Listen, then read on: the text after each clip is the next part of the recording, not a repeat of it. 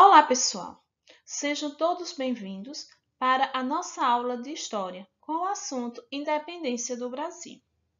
Bom, até o fim do século XVIII, o Brasil ainda era colônia de Portugal e, com isso, todos os brasileiros sonhavam muito com essa independência, pois se sentiam injustiçados pelos exageros das cobranças de impostos por Portugal.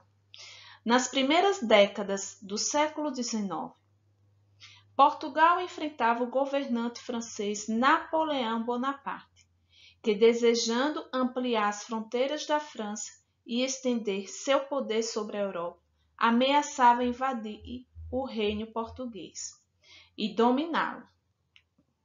Já pensou? Bom, seria um grande conflito, e foi. Por esse motivo, o príncipe regente de Portugal, Dom João VI, com a ajuda da Inglaterra, transferiu-se com sua corte para o Brasil, aportando inicialmente na Bahia. Em março de 1808, ele instalou a sede do governo português na cidade do Rio de Janeiro. Então, foi por isso que o príncipe, se transferiu totalmente de Portugal para o Brasil, com medo dessa invasão que Napoleão Bonaparte estava querendo fazer em Portugal. Nesta foto, vocês verem aí, é uma forma representativa de Cândido Portinari com a chegada de Dom João VI a Salvador.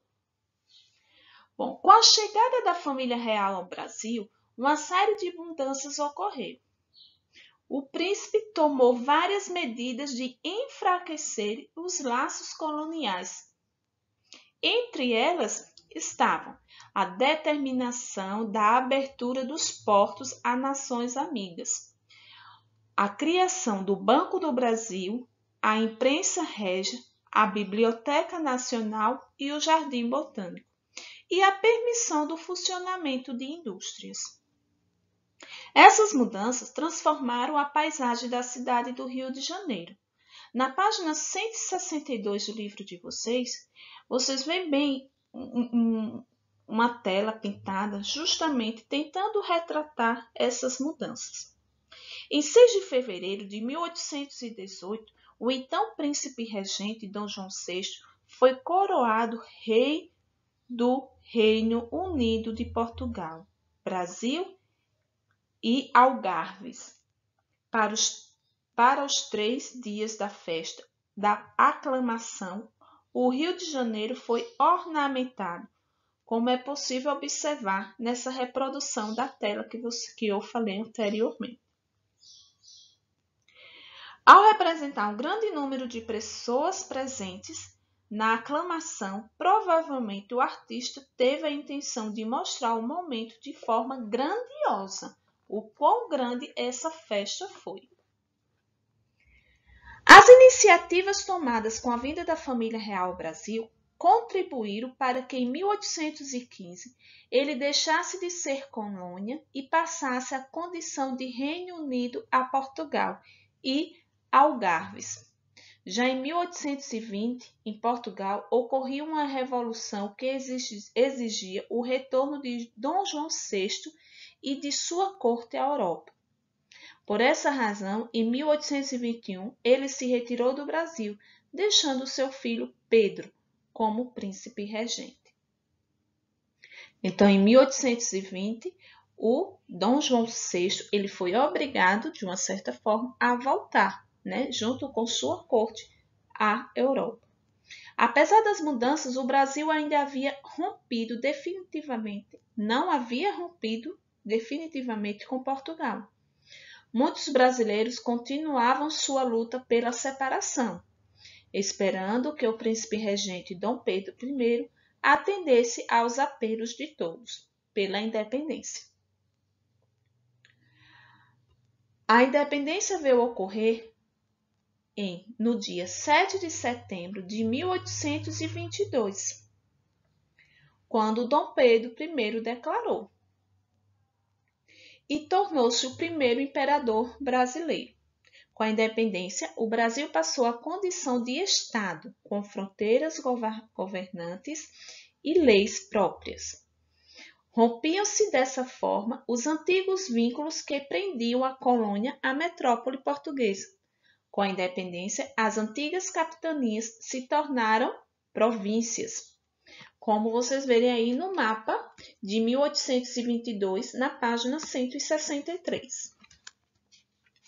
Vocês vão acompanhando a leitura no livro, onde vocês vão ter que ler novamente e, quando surgirem alguma dúvida, poderem tirar comigo, ok? Na página 165, tem um trecho falando sobre a monarquia. O que é monarquia? Monarquia é um sistema de governo em que o poder é exercido por um rei ou um imperador. Esse poder é hereditário, ou seja, ele é transmitido de pai para filho.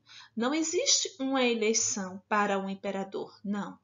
Aquele imperador, quando ele casar, ou aquele rei, o filho que ele tiver vai ser o próximo rei ou o próximo imperador, certo? Então, Dom Pedro I foi o primeiro governante do Brasil após a independência e governou entre 1822 e 1831. Seu filho, Dom Pedro II, governou entre 1840 e 1889.